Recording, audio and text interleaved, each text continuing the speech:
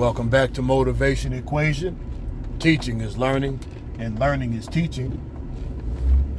One of the biggest mistakes I used to make as a new teacher and making my own job hard was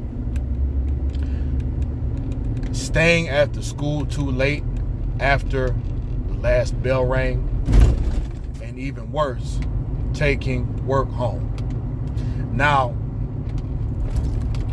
the curriculum I teach, which is business education, it's flexible in Louisiana, probably in most states.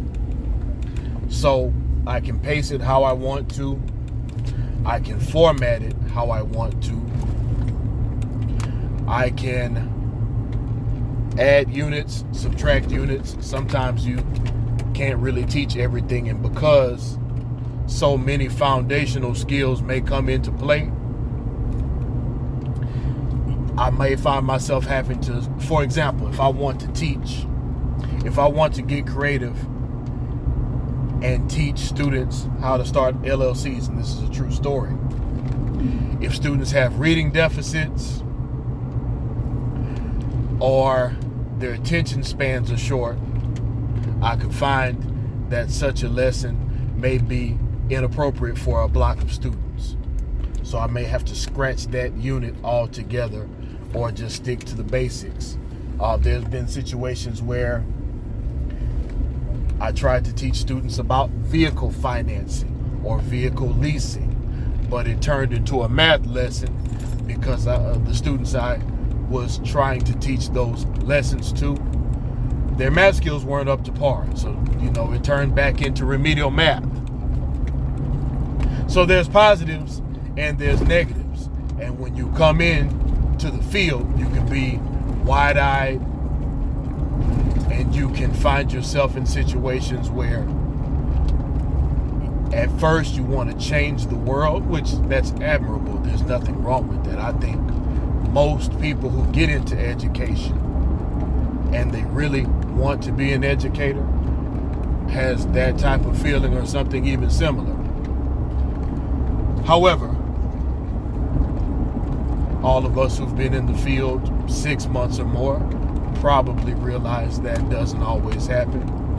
And these days it probably happens less than it does actually happen. So it is what it is, but what you can find yourself doing,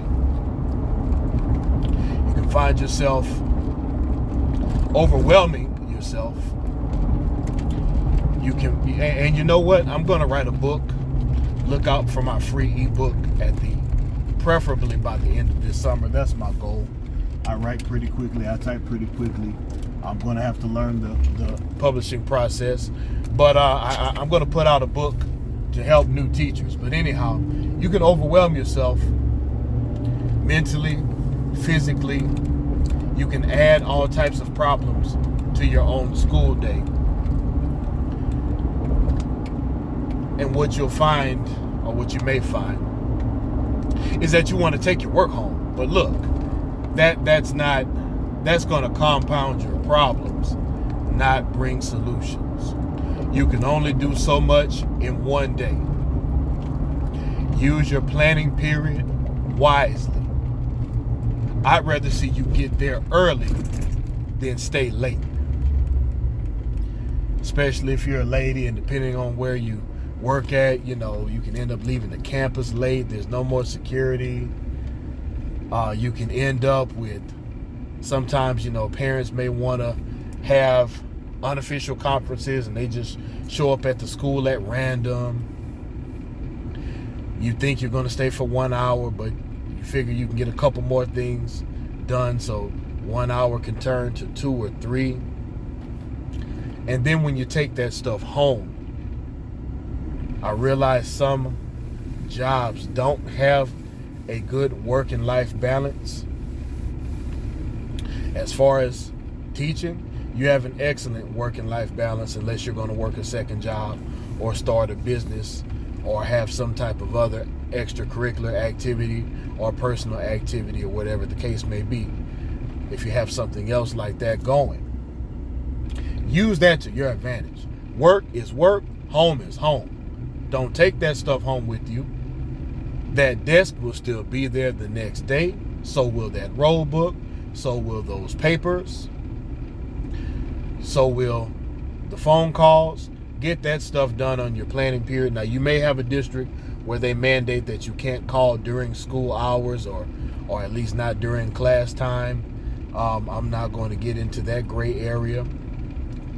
But you read the policy, you understand the gray areas, and when there's something that's a gray area that you can use to your advantage, use it.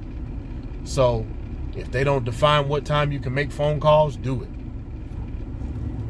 If anything is not clearly defined and it's left up to you, do it in a way that's advantageous to you.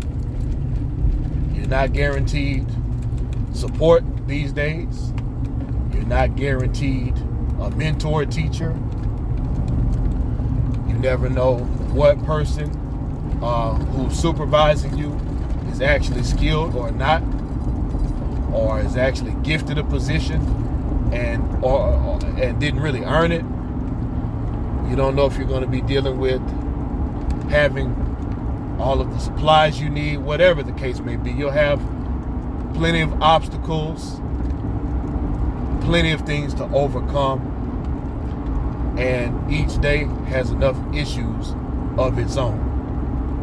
Use that planning period. If you have teachers who want to come in, find teachers who are doing well at whatever you may struggle with. Most teachers are willing to help other teachers. Be careful who you get your help with. Stay out of that teacher's lounge. If you have coworkers who want to come and talk on your planning period, when you could be getting work done, if you have work to get done, find a kind way to exit that conversation and get your work done. Find ways to put the work back on the students. Don't make it to where an assignment is completed quickly and then it takes you hours to grade one assignment. And I'm being hyperbolic somewhat, but the fact still remains. Put the work back on the students. Don't put the majority of the workload for assignments on you. Use Google Classroom. Use whatever learning platform that you can that can self-grade assignments. If you have students I can probably get away with this in my school. I don't have to because of the way my curriculum is. But if you have children who are intelligent, you can use them to grade your papers. Just, technically, I suppose you can't speak about that because they're looking at other kids' records and stuff like that. But, the kids you can assign them a student number if that's the case, so they don't know whose paper they're grading, if you want to get technical like that.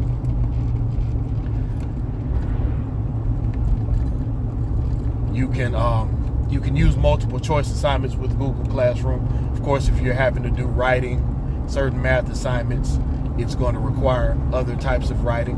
Okay, fine, but you make it to where you set it up to where you can grade it while they're doing another assignment. You set your work up to where you can grade the previous assignment and you can grade it quick. Get them positive or negative feedback. Get them timely feedback, but make it efficient to a way where you don't have to grade papers for hours. And if push comes to shove, you can always make an assignment a bonus assignment if your curriculum allows. Find ways around it, but at all costs, try your best to not take work home and not to stay too late at the school. There's plenty of ways I learned how to do this over time. I'll tell you a story about how I learned to make sure these things don't happen anymore. When I first started teaching, a lot of my coworkers had deficits in learning how to use technology, and I could figure things like that out. And I found myself being quote unquote popular among my coworkers because they all wanted help. So on the last day of my first full year teaching, because I started in the middle of a half year, I found myself helping a bunch of other people. And the next thing I knew, it's checkout time, and I'm not done grading assignments because I tried to grade every single assignment. The workload was on me. I spent too much time talking to other coworkers in the form of helping them out with their technology needs. And next thing you know, I'm the only dummy left at the school. So I ended up having to come back the day after school checkout. It started to rain. So I hope that's not affecting the audio quality too much, but it is what it is, because this is valuable information. I sure wish somebody would have shared it with me. Anyhow, after that next day of being late with the school checkout procedure, which I should have started a month in advance, there's some more free game for you. Don't you wait until the last day, not even the last week, to start that checkout procedure. You start that crap a month in advance. Take some of those menial tasks, pay your kids a couple of dollars to take those bulletin boards down and start cleaning up for you, do your inventory for you. You might want to double check every other serial number, but don't you sit there and have that process keep you too late in the evening or until the next day. Don't be distracted. Minimize those distractions. I mentioned in another video about taking on other duties, and you do need to do that, but get good at the field first. Get efficient first. Create your own habits and your own systems to get things done quickly, but with quality, and then you can move on to bringing more value. I do hope that helped. Like, share, comment, and subscribe. I'm going to leave my email address because eventually I'm going to start doing some free sessions with people, with new teachers or teachers who feel like they could use some help. But if you have any questions, you can email me and I can explain one or two of the processes that I used or have used in the past to make my job more efficient. But don't take that stuff home. Don't stay at the school too late. Motivation equation. Thank you for watching. Like, share, subscribe, and comment. Have a good day.